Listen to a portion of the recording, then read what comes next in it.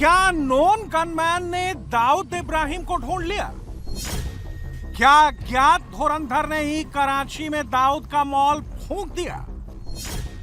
D company के कराची वाले गुल प्लाजा मॉल में आग ही आग। दाऊद अब चाहे कितना भी भाग, न बचेगी जान।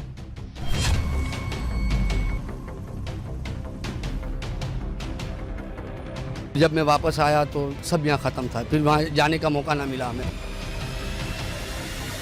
हमारा सारा जो है ना कारोबार वारोबार सब खत्म हो चुका है।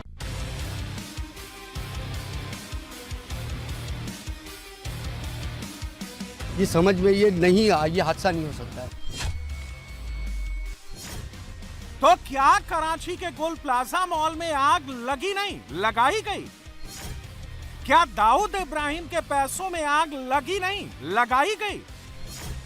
क्या दाऊद की प्रॉपर्टी को जलाकर खाक करने वाले अज्ञात धुरंधर हैं? तो क्या अगला नंबर इंडिया के मोस्ट वांटेड आतंकवादी दाऊद इब्राहिम का है? गुल प्लाजा का मालिक कौन था जी? ये लिंक डी कंपनी से निकलता है। डी कंपनी कौन है? दाऊद इब्राहिम। और दाऊद इब्राहिम को कौन सपोर्ट कर रहा है? पाकिस्तान की मिलिट्री इंटेलिजेंस से आईएसआई की मर्जी से ही तो Karachi defence housing authority 26 number में बैठे हुए हैं ना। एसएसजी के गार्ड्स मार्ड्स पूरा सिस्टम है, उनसे मिल भी कोई सिर्फ एक बंदा सकता है और कोई नहीं मिल सकता। उनके ऊपर हिट जो है वो इंडियन इंटेलिजेंस एजेंसीज मुसलसल करती चली आई हैं, लेकिन वो पकड़ा ही नहीं देते। सिक्योरिटी बड़ी टॉप नॉच है। कराची के प्रॉपर्टी टाइकॉन वो है इस वक्त पूरे पाकिस्तान में, पूरे कराची में बस यही चर्चा है कि क्या अननोन गनमैन ने दाऊद इब्राहिम के इलाके में घुसकर उसे और उसकी प्रॉपर्टी को टारगेट करना शुरू कर दिया है। कराची के 3 मंजिला गुल प्लाजा शॉपिंग मॉल में आग 17 जनवरी की रात में लगी। आग कितनी भीषण थी इसका अंदाजा इसी बात से लगा लीजिए कि सब कुछ स्वाहा हो गया। 23 लोग मारे गए, 65 अभी भी लापता हैं। 8000 स्क्वायर यार्ड्स में फैले दाऊद इब्राहिम से जुड़े इस मॉल में 1200 दुकानें थीं। आग इतनी भीषण थी कि उसे 24 घंटों की कड़ी मशक्कत के बाद भी काबू में नहीं लाया जा सका। पाकिस्तान की सिंध सरकार अभी तक ये पता नहीं लगा पाई है कि आग लगी या लगाई गई, लेकिन पाकिस्तान में यह कमेंट्री शुरू हो गई है कि दाल में कुछ तो काला है, क्योंकि इस गुल प्लाजा मॉल का नाता डायरेक्टली या इनडायरेक्टली इंडिया के मोस्ट वांटेड आतंकी दाऊद इब्राहिम और उसकी फैमिली से है, जिसे कराची में आसिम मुनीर ने फुल प्रोटेक्शन में छिपा रखा है। अगर बस कहते हैं ना कि अल्लाह बेहतर जानता है क्या हुआ क्या नहीं हुआ, हमें कुछ समझ में नहीं आ रहा है। हमारा सारा जो है ना कारोबार वारोबार सब खत्म हो चुका है। इतनी जल्दी इतनी कैसे भड़क गई, क्या वजह है? 35 मिनट के अंदर ये सब हुआ है और एक समझदार खातून बता सकती है कि एक पाया गलाने रखे ना तो 40 मिनट लग जाते हैं। 35 मिनट में इतनी आग नहीं लग सकती। एक आप नॉर्मल पाया गलाने के लिए चढ़ा दें तो हांडिया, तो वो 40 मिनट में गलती है। 35 मिनट में ये मार्केट कैसे जली? ये समझ में ये नहीं आ, ये हादसा नहीं हो सकता है। इतनी जल्दी ये कुछ हो नहीं सकता है, इतनी जल्दी हादसा नहीं आ सकता। ये गुल प्लाजा जहाँ से स्टार्ट हो रहा है, जहाँ से गाड़ियों का रैम्प था ऊपर जाने के लिए, जहाँ गाड़ियों ऊपर जाके पार्क होती थी, वो जगह है। ये फ्रंट जो है गिर चुका है और बाकी आग बुझाने की कोशिश की जा रही है। अंदर तकरीबन 68 लोग अभी भी मौजूद हैं। बिल्डिंग बिल्कुल, अगर मैं आपको क्रॉस करके दिखाऊं तो बिल्डिंग पे बड़ी दरारें आ चुकी हैं, बिल्डिंग की बुनियादें कमजोर हो चुकी हैं, फ्रंट बिल्डिंग का गिर चुका है और कुछ पता नहीं है कि ये वाला पार्ट भी कभी भी गिर सकता है और बैक साइड वाली बिल्डिंग जो है वो गिर चुकी है। ये बिल्डिंग का जो हिस्सा है, तीनों मंजिलें एक साथ नीचे आके गिरी हैं और इस वक्त ये बिल्डिंग किसी भी वक्त जो है वो गिर सकती है। काफ़ी इंतहाई ख़तरनाक ये इस वक्त ये मामला हो चुका है। आप बड़े बड़े क्रैक्स देख सकते हैं, वाज़े तौर पर नज़र आ रही है। इस वक्त बड़ी तादाद में देख सकते हैं लोग मौजूद हैं, सिक्योरिटी एहलकार भी मौजूद है, वाटर टैंकर आपको चारों तरफ नज़र आ रहे होंगे। फायर के अमल को कंट्रोल करने के दौरान और आपको लोगों के जमे गफी नजर आ रहा होगा। इस वक्त बड़ी तादाद में ऑटो प्लाजा के सामने बड़ी तादाद में आवाम नजर मौजूद है, मीडिया पर्सन मौजूद है यहाँ पे और ये देख सकते हैं स्नारकेल की मदद से इस वक्त फायर को काबू करने की कोशिशें जारी हैं।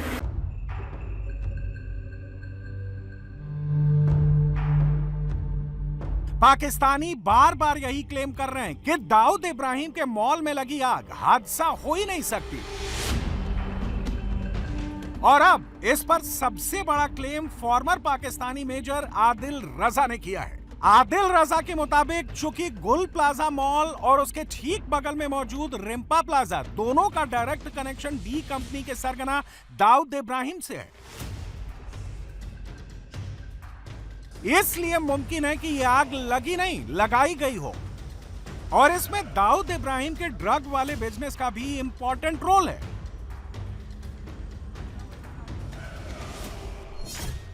आदिल रजा की बात सुनने से पहले जरा कुछ फैक्ट्स देखिए। इंटेलिजेंस ब्यूरो की एक रिपोर्ट के मुताबिक इंडिया का मोस्ट वांटेड आतंकी दाऊद इब्राहिम पाकिस्तान में एक बिजनेस टाइकून है। दाऊद का बिजनेस टर्नओवर 20,000 करोड़ पाकिस्तानी रुपए से ज्यादा का है। दाऊद ने कराची स्टॉक एक्सचेंज से लेकर पाकिस्तान की कंस्ट्रक्शन कंपनियों में भारी इन्वेस्टमेंट कर रखा है। आईबी की रिपोर्ट के मुताबिक दाऊद इब्राहिम ने पाकिस्तान और मिडिल ईस्ट में मॉल, सीमेंट की कंपनियों और तेल की कंपनियों तक में इन्वेस्ट कर रखा है। और दाऊद अपना ये सारा बिजनेस कराची के डिफेंस हाउसिंग एरिया के इसी लोकेशन से चलाता है। इसीलिए अब की बार पहले दाऊद की प्रॉपर्टी को टारगेट किया गया है। आदिल रजा ने खुलासा कर दिया है। This is the prime property, ठीक है जी, जहां हम वापस आते हैं। ठीक है, डी कंपनी का अपना भी एक लिंक है। गुल प्लाजा की बेसमेंट के अंदर हमारे पास जो इतलात हैं वो हम फिर वापस आते हैं। कराची का सुपर कॉप था डीआईजी शाहिद हयात। डीआईजी शाहिद हयात डीजी एफआईए भी था सिंध का, और जब वो डीजी एफआईए था तो उसने एक बहुत बड़े बस्ट शुरू किए थे ड्रग्स के। और उसके अंदर कोई एक जो है डीआईजी शाहिद अब्बास ने 2014 के अंदर एक एक्सटेसी, एक खास ड्रग होती है, डिजाइनर ड्रग होती है, उसका पूरा एक कंटेनर पकड़ा था गुल प्लाजा के गोडाउन के अंदर जो वेयर हाउस है, वहीं से पकड़ के वहीं पे सीज किया था पूरे का पूरा कंटेनर। और पता चलता था कि गुल प्लाजा के अंदर फिर ये बेसमेंट के अंदर ये जहां भी गोडाउन है वहां पे ये एक कंटेनर माल पूरा एक्सटेसी का पूरे पाकिस्तान को वहां से सप्लाई किया जा रहा था। अब गोदाम तो जो है वो चेंज हो सकता है, जरूरी नहीं है वहीं पे हो मौजूद, ठीक है, गोदाम तो चेंज हो सकता है। लेकिन यहाँ पे अब हम घूम के वापस आते हैं गुल प्लाजा की आग की लेटेस्ट पिक्चर, और साथ रिम्पा प्लाजा आपको नजर आ रहा है। रिम्पा प्लाजा में 2 दफा आग लग चुकी है पहले ही, ठीक है जी, और रिम्पा प्लाजा में बार बार आग लगी है। और रिम्पा प्लाजा भी जो है वो स्ट्रक्चरल बहुत वीक है। और इनकी जिस वक्त आप बात करते हैं कि जनाब इनका ओनर कौन है, तो कहते हैं जी ओनर तो हमें नहीं पता मिल रहा। ओनर जो है वो कंजोर्शियम है, मुख्तलिफ ग्रुप्स हैं। बात जब आप कराची की इंटेलिजेंस एजेंसी से पूछते हैं तो वो कहते हैं जी ये लिंक डी कंपनी से निकलता है। डी कंपनी कौन है? दाऊद इब्राहिम। दाऊद इब्राहिम को कौन सपोर्ट कर रहा है? पाकिस्तान की मिलिट्री इंटेलिजेंस या आईएसआई की मर्जी से ही तो Karachi defence housing authority 26 number में बैठे हुए हैं ना। एसएसजी के गार्ड्स मार्ड्स पूरा सिस्टम है, उनसे मिल भी कोई सिर्फ एक बंदा सकता है और कोई नहीं मिल सकता। उनके ऊपर हिट जो है वो इंडियन इंटेलिजेंस एजेंसीज मुसलसल करती चली आई हैं, लेकिन वो पकड़ा ही नहीं देते। सिक्योरिटी बड़ी टॉप नॉच है। कराची के प्रॉपर्टी टाइकॉन वो है इस वक्त, और उनकी पार्टनरशिप कराची की टॉप नॉच नंबर 1 जो पॉलिटिकल फैमिलीज हैं या पॉलिटिकल क्राइम फैमिलीज कह लो या पॉलिटिकल माफिया कह लो या जो पावर में बैठे हुए उनके साथ है। दाऊद इब्राहिम ने सिर्फ कराची के रिम्पा प्लाजा और गुल प्लाजा मॉल और स्टॉक एक्सचेंज में इन्वेस्ट नहीं कर रखा। दाऊद इब्राहिम तो कराची के एयरपोर्ट को भी कंट्रोल करता है। पूरा कराची एयरपोर्ट डी कंपनी के कंट्रोल में है। इस एयरपोर्ट पर दाऊद से जुड़े लोगों की ना तो कोई चेकिंग होती है और ना ही उनका पासपोर्ट देखा जाता है। दाऊद इब्राहिम के करीबियों को कराची एयरपोर्ट पर वीआईपी लाउंज में रिसीव किया जाता है और सीधे दाऊद के घर ले जाया जाता है। और जब ये लोग वापस जाते हैं तो बिना इमिग्रेशन क्लियरेंस के इन्हें कराची एयरपोर्ट से दुबई या गल्फ देशों में रवाना कर दिया जाता है। और ये इसलिए होता है क्योंकि पाकिस्तानी आईएसआई और मुनीर की फौज हर वो काम करती है जो दाऊद इब्राहिम कहता है। और तो और कराची में दाऊद इन दिनों सिर्फ एक ही शख्स से मिलता है और उस शख्स का नाम है करीम लाला। इसका खुलासा भी फॉर्मर पाकिस्तानी मेजर ने ही किया है। डी कंपनी निकलती है। डी कंपनी कौन है? डी कंपनी जो है वो पीछे से दाऊद इब्राहिम हैं, जो इस वक्त भी कराची 26 नंबर में रह रहे हैं, गली में, डीएचए में। और उनकी मुलाकात सिर्फ और सिर्फ जो है करीम लाला जो उनके साथी थे मुंबई के, उनके जो आका खानी जो लोग हैं, कौम है, उनके साथ उनका सिर्फ राब्ता है और किसी के साथ राब्ता नहीं है। बहुत बुजुर्ग हो चुके हैं, तो बड़ी पुरानी तस्वीर है दाऊद इब्राहिम की और डी कंपनी की, लेकिन डी कंपनी मुंबई में जो करके आई उसके ऊपर फिल्में बनी है। मैं ज्यादा तफसील नहीं बताऊंगा। और इनकी कराची के तमाम जो बिगेस्ट क्राइम और पॉलिटिकल माफियाज हैं उनके साथ इनकी बिजनेस पार्टनरशिप्स हैं, क्योंकि लड़ने से बेहतर ये पार्टनरशिप करना समझते हैं। और इन सबसे बड़ा ऊपर जो हाथ है वो फौजी माफिया का है, जिसका हैंडीकैप ये है कि अफसर 2 साल बाद चेंज हो जाता है, लेकिन नया माफिया हेड जो है हर 3 साल बाद, अब नया ट्रेंड चला है 5 और 10 साल बाद, 6 साल बाद आता है, जो आर्मी चीफ होता है, मौजूदा mafia chief army chief Asim Munir है। लेकिन उसको नीचे जो लोकल उसका लिeutenant है वो कोर कमांडर कराची है, लेकिन कोर कमांडर कराची का भी जो गूंज जो लोकल इन्फोर्सर हैं वो DGISI इंटरनल विंग इस वक्त जो है आपको पता ही है कि ब्रिगेडियर एजाज अहमद अब्बासी है, और मिलिट्री इंटेलिजेंस भी इसके अंदर इन्वॉल्व होती है, जो सबसे बड़े अपने आप को कहते हैं कि हमसे बड़ा कोई बदमाश नहीं है, आगे से आओ, ऊपर से आओ, नीचे से आओ, पीछे से आओ, चस ना करा दी तो पैसे वापस। याद है ना आपको? ये this is how Pakistan works. लोग कहते हैं यार ये क्या हर चीज में कंस्पिरेसी थ्योरी निकल आती है, लेकिन अजीजान मन ये पाकिस्तान इसी तरह चल रहा है। पाकिस्तान, कराची या अंडरवर्ल्ड। अब अगर आदिल रजा के इस दावे में सच्चाई है कि दाऊद के गोल प्लाजा मॉल में आग लगी नहीं, लगाई गई, अगर पाकिस्तानियों का शक सही है कि हो ना हो इस आग के पीछे अज्ञात धुरंधर हैं, तो नोट कर लीजिए कि अगला नंबर दाऊद इब्राहिम का है। उसका बचना अब मुश्किल है। पिछली बार तो आप जानते हैं जो लास्ट टाइम उन्होंने अटैक किया था, उसमें जिसको मारने के लिए अटैक किया था वो तो फिर भी बच गया, वो मसूद अजहर। मैंने सुना वो दही लेने गया हुआ था तो उसकी जान बच गई, तो उसको रात को काम आ गया दही लेने जाना। तो लेकिन ये क्या हो सकता है उसी की तलाश में फिर आ जाए। और जो राजनाथ सिंह साहब कराची और कहाँ की बात कर रहे हैं, तो सर वहां पर भी तो कई बार कहा गया है ना कि वो मियादाद साहब का समझी, क्या नाम है उसका, दाऊद इब्राहिम, वो वहां पर है। और कौन कौन लोग, तो सर अगर हम खुद ही इन लोगों के ऊपर एक्शन कर लेंगे, खुद ही इन लोगों को अरेस्ट कर लेंगे जिनका हमें खुद भी नुकसान हो रहा है। ये जो DGISPR साहब ने ये भी तो कहा था ना कि हम जो टेरर कैंप्स हैं या जो टेररिस्ट हैं उनके ऊपर हम कार्रवाई कर रहे हैं, तो अगर ये कार्रवाई ठीक से करें और वाकई में इन लोगों का सफाया करें तो फिर भारत को क्या पड़ी है। वैसे कराची में दाऊद के गोल प्लाजा मॉल में लगी आग का एक लश्कर तैयबा कनेक्शन भी है।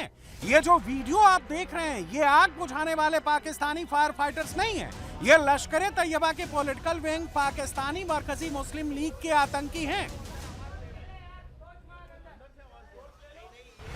लश्कर के पॉलिटिकल विंग के ये तमाम आतंकी शनिवार रात से इस स्पॉट पर डटे हुए हैं, और इसे जो चेहरा लीड कर रहा है वो है PMML से जुड़े सेंट्रल मुस्लिम लीग कराची का अध्यक्ष नदीम अवा। अस्सलाम वालेकुम।